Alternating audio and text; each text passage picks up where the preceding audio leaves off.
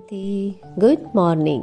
प्रातः मुरली 24 दिसंबर। बाबा का मीठा मीठा लेटर मीठे मीठे बच्चों के लिए। आज बाबा ने कहा, मीठे बच्चे, अपार खुशी व नशे में रहने के लिए देह अभिमान की बीमारी छोड़ प्रीत बुद्धि बनो, अपनी चलन सुधारो। मीठे बच्चे, अपार खुशी व नशे में रहने के लिए देह अभिमान की बीमारी छोड़ प्रीत बुद्धि बनो, अपनी चलन सुधारो। बाबा ने प्रश्न किया, किन बच्चों को ज्ञान का उल्टा नशा नहीं चढ़ सकता है? किन बच्चों को ज्ञान का उल्टा नशा नहीं चढ़ सकता? बाबा ने कहा, जो बाप को यथार्थ जानकर याद करते हैं, दिल से बाप की महिमा करते हैं, जिनका पढ़ाई पर पूरा ध्यान है, उन्हें ज्ञान का उल्टा नशा नहीं चढ़ सकता। और जो बाप को साधारण समझते हैं, वे बाप को याद नहीं कर सकते। याद करें तो अपना समाचार भी बाप को अवश्य दें, पर बच्चे अपना समाचार नहीं देते तो बाप का ख्याल चलता है कि बच्चा कहाँ मूर्छित तो नहीं हो गया। ओम शांति। बाप बैठ बच्चों को समझाते हैं। बच्चे जब कोई नया आता है ना, तो उनको पहले हद और बेहद दो बाप का परिचय दो। बेहद का बाबा माना बेहद की आत्माओं का बाप। वह हद का बाप हर एक जीवात्मा का अलग है। तो बाबा ने कहा, ये नॉलेज भी सभी एक रस धारण नहीं कर सकते। कोई 1%, कोई 95% धारण करते हैं। अभी तो समझ की बात है ना। सूर्यवंशी चंद्रवंशी घराना होगा ना, राजा रानी तथा प्रजा, और प्रजा में भी सभी प्रकार के मनुष्य होते हैं। प्रजा माने ही प्रजा। तो बाप समझाते ही पढ़ाई है, हर एक को अपनी बुद्धि अनुसार ही पढ़ता है, हर एक को अपना अपना पार्ट मिला हुआ है। जिसने कल्प पहले जितनी पढ़ाई धारण की है, उतनी अभी भी करते हैं। पढ़ाई कभी छिपी नहीं रह सकती है। पढ़ाई अनुसार पद भी मिलता है। बाबा ने कहा, पढ़ाई अनुसार पद भी मिलता है। बाप ने समझाया, आगे चलकर इम्तिहान होगा, बगैर इम्तिहान के तो ट्रांसफर हो ना सके, तो पिछाड़ी में सब मालूम पड़ेगा। परंतु अभी भी समझ सकते हो ना हम किस पद के लायक हैं। भल लज्जा के मारे सभी हाथ उठा लेते हैं, परंतु समझ सकते हैं ऐसे हम कैसे बन सकते हैं, फिर भी हाथ उठा देते हैं। तो ये भी अज्ञान ही कहेंगे ना। बाप तो झट समझ जाते हैं। इससे तो जास्ती अक्ल लौकिक स्टूडेंट में होता है। वह समझते हैं हम स्कॉलरशिप लेने के लायक नहीं हैं, पास नहीं होंगे। वह समझते हैं टीचर जो पढ़ाते हैं उसमें हम कितने मार्क्स लेंगे। ऐसे थोड़ी कहेंगे हम पास विद ऑनर होंगे। यहाँ तो कई बच्चों में इतनी भी अकल नहीं है। देह अभिमान बहुत है। भल आए हैं देवता बनने के लिए, परंतु ऐसी चलन भी तो चाहिए। बाप कहते हैं, विनाश काले विपरीत बुद्धि, क्योंकि कायदे सिर बाप से प्रीत नहीं है।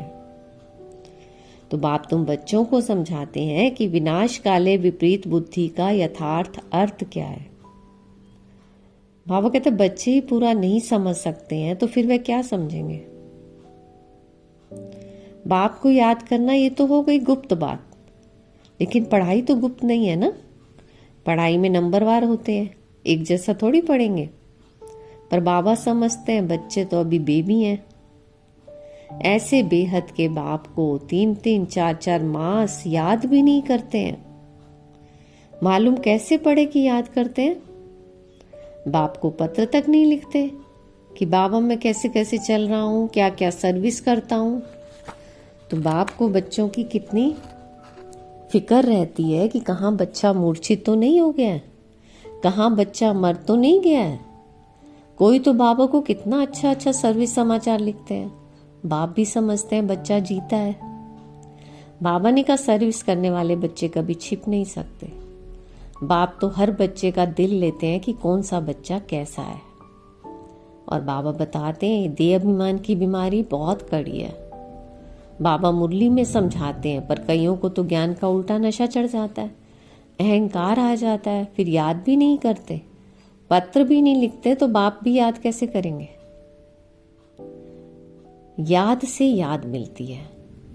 अभी तुम बच्चे बाप को यथार्थ जानकर याद करते हो, दिल से महिमा करते हो, परंतु कई बच्चे बाप को साधारण समझते हैं, इसलिए याद नहीं करते। बाबा कोई भपका आदि थोड़ी दिखाएगा।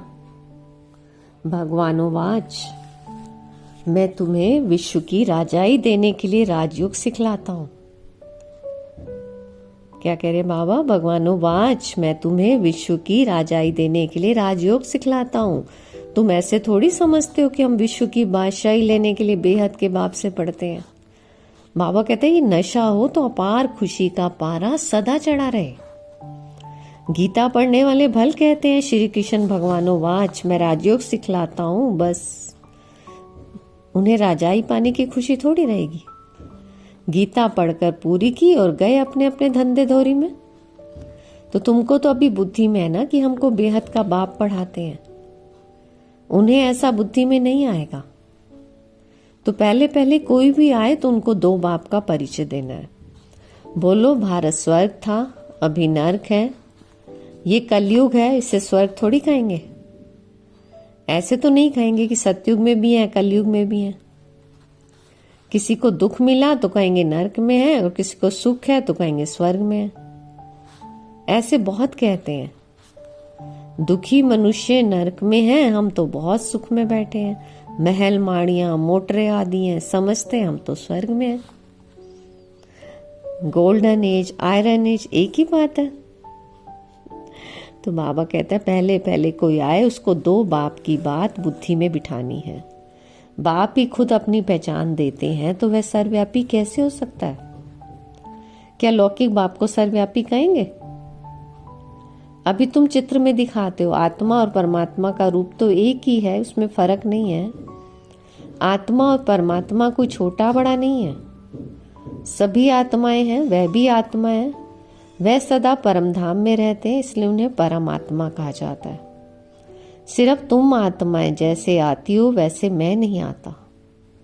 मैं अंत में इस तन में आकर प्रवेश करता हूँ। ये बातें कोई बाहर का समझ ना सके, बात बड़ी सहज है। फर्क सिर्फ इतना है जो बाप के बदले बैकुंठवासी श्री कृष्ण का नाम डाल दिया। क्या श्री कृष्ण ने बैकुंठ से नर्क में आकर राजयोग सिखाया? श्री कृष्ण कैसे कह सकता है देह सहित देख के सब संबंध भूल मामेकम याद करो? देहधारी की याद से पाप कैसे कटेंगे? श्री कृष्ण तो एक छोटा बच्चा, और कहा मैं साधारण मनुष्य के वृद्ध तन में आता हूं। कितना फर्क हो गया। बाबा ने कहा इस एकज भूल के कारण सभी मनुष्य पतित कंगाल बन गए हैं।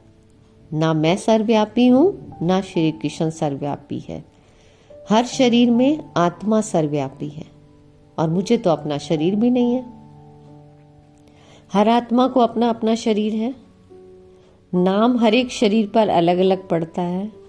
ना मुझे शरीर है और ना मेरे शरीर का कोई नाम है।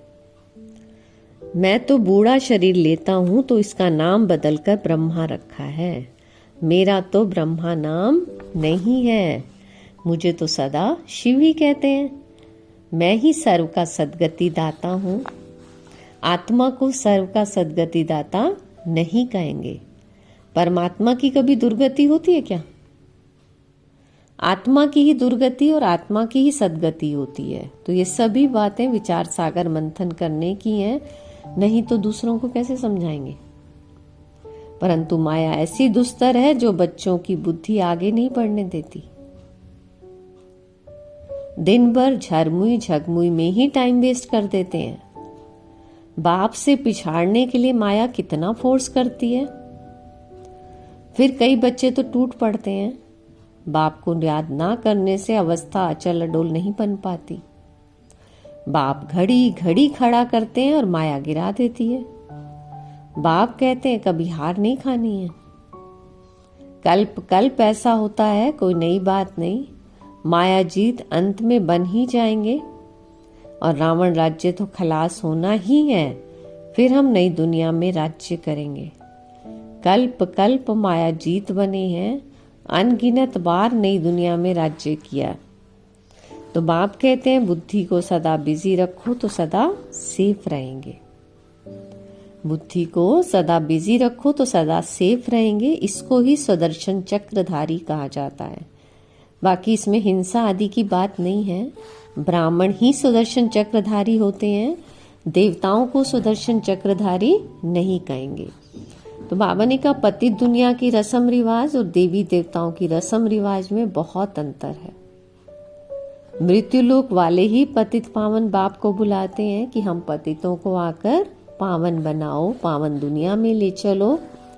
तो तुम्हारी बुद्धि में है, आज से 5000 वर्ष पहले नई पावन दुनिया थी जिसको सतयुग कहा जाता है। त्रेता को नई दुनिया नहीं कहेंगे। तो बाप ने समझाया वह है फर्स्ट क्लास, वह है सेकंड क्लास। तो एक एक बात अच्छी रीति धारण करनी चाहिए।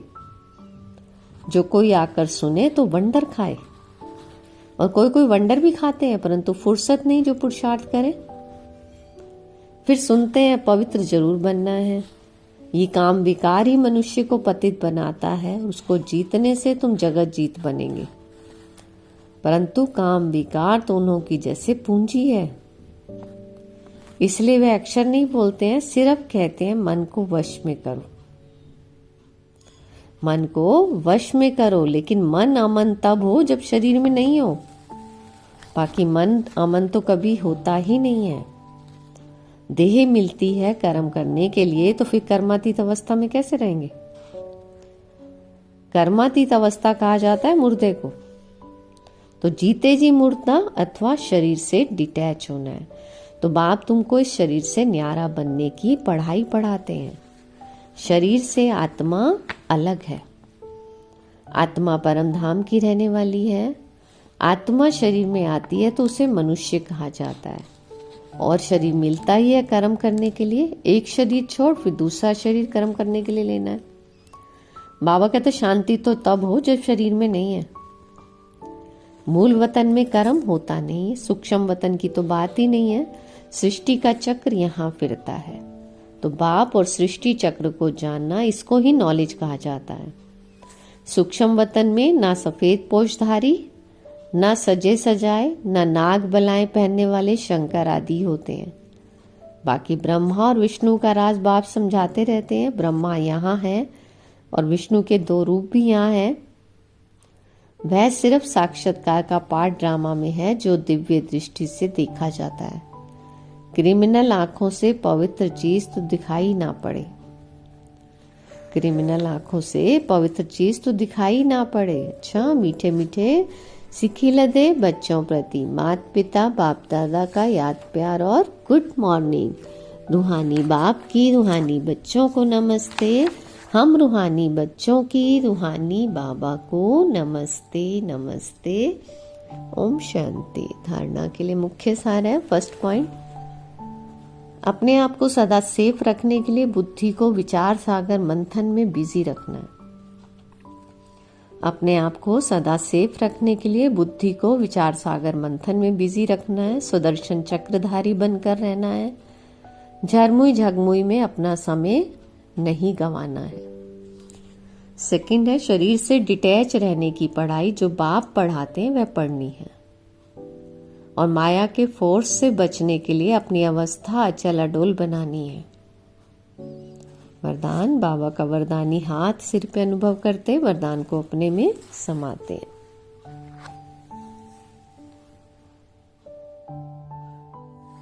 ब्रह्मा बाप समान लक्ष्य को लक्षण में लाने वाले प्रत्यक्ष सैंपल बन सर्व के सहयोगी भव। ब्रह्मा बाप समान लक्ष्य को लक्षण में लाने वाले प्रत्यक्ष सैंपल बन सर्व के सहयोगी भव। जैसे ब्रह्मा बाप ने स्वयं को निमित्त एग्जाम्पल बनाया, सदा ये लक्ष्य लक्षण में लाया, जो ओटे सो अर्जुन, इसी से नंबर 1 बने। तो ऐसे फॉलो फादर करो। कर्म द्वारा सदा स्वयं जीवन में गुण मूर्त बन, प्रत्यक्ष सैंपल बन, औरों को सहज गुण धारण करने का सहयोग दो। इसको कहते हैं गुणदान। दान का अर्थ ही है सहयोग देना। तो कोई भी आत्मा सुनने के बजाय प्रत्यक्ष प्रमाण देखना चाहती है, तो पहले स्वयं को गुण मूर्त बनाओ। स्लोगन है, सर्व की निराशाओं का अंधकार दूर करने वाले ही ज्ञान दीपक हैं। सर्व की निराशाओं का अंधकार दूर करने वाले ही ज्ञान दीपक हैं। ओम शांति। आज की मुरली से सोमान है, मैं सर्व की सहयोगी आत्मा हूँ। बाबा ने कहा जैसे ब्रह्मा बाबा ने अपने को निमित्त बनाया ना, सबके सामने एग्जाम्पल बने, सैंपल बने। बाबा ने कहा ऐसे हमें भी गुणों को जीवन में धारण कर प्रत्यक्ष सैंपल बनना है। दान का अर्थ ही है सहयोग देना। तो कौन सा सहयोग देना है? गुण धारण करने का सहयोग देना है ना। और जो बाबा ये शरीर से डिटैच होने की पढ़ाई हमें पढ़ाते हैं, ये हमें पढ़नी है। और अपनी अवस्था कैसी बनानी है? अचल अडूल। ओम शांति। शुक्रिया मीठे बाबा, शुक्रिया। शांति। Good morning.